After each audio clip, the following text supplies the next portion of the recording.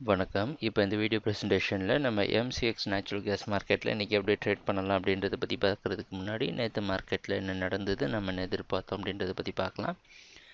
நீங்கள் பார்த்துட்டு இருக்கிறது நேச்சுரல் கேஸோட 7 நிமிஷம் கேண்டில் ஸ்டிக் சார்ட். இந்த கேண்டில் ஸ்டிக் தான் நேற்று மார்க்கெட்டோட ப்ரைஸ் ஓப்பனிங் 132 பக்கமாக ஓப்பன் ஆகிருக்கு. நம்ம எதிர்பார்த்த மாதிரி நம்ம அப் ட்ரெண்டுக்கு சாதகமாக இருக்கும்னு எதிர்பார்த்தோம். 126 சப்போர்ட்டாக வச்சு ப்ரைஸ் ஓப்பன் ஆனது. மார்க்கெட் ஓரளவு கன்சால்டேட் ஆகிட்டு இருந்தாலும் 132 உடைச்ச உடனே மார்க்கெட்டோட பையிங் ப்ரெஷரில் மார்க்கெட் அடுத்த இலக்கை தொட்டது மட்டும் இல்லாமல் அதையும் உடைச்சு 137 வரைக்கும் போயிட்டு ப்ராஃபிட் புக்கிங் காரணமாக ஓரளவு கீழே வந்து 134 க்ளோஸ் ஆகிருக்கு. இதுதான் நேற்று மார்க்கெட்டில் நடந்த முழுமையான ப்ரைஸ் ஆக்ஷன். நம்ம எதிர்பார்த்த மாதிரியே மார்க்கெட் பையிங்க்கு சாதகமாக இருந்தது.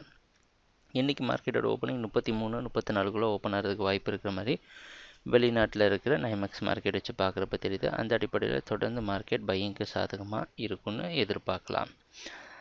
எது வரைக்கும் நீங்கள் பை பண்ணலான்னா அதே 126 வரைக்கும் வேறு வழியில் பை பண்ணி தான் ஆகணும். ஸ்டாப் லாஸ் பார்த்தீங்கன்னா ரொம்ப பெருசாக இருக்க மாதிரி தெரியுது. ஏன்னா இதுக்கு நடுவில் எங்கே ஸ்டாப் லாஸ் வைத்தாலும் மார்க்கெட் பவுன்ஸ் பேக் ஆகிறதுக்கு வாய்ப்பு உண்டு.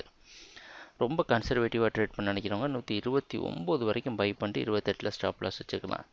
முடிஞ்ச வரைக்கும் கீழே வர வரைக்கும் ஆவரேஜ் பண்ணுறது நல்லது. ஏன்னா அது வரைக்கும் பண்ணிங்கன்னா அட்லீஸ்ட் ஒரு ஆவரேஜ் பாயிண்ட்லேயாவது வெளியே வர முடியும் குறைந்த லாபத்தோடு.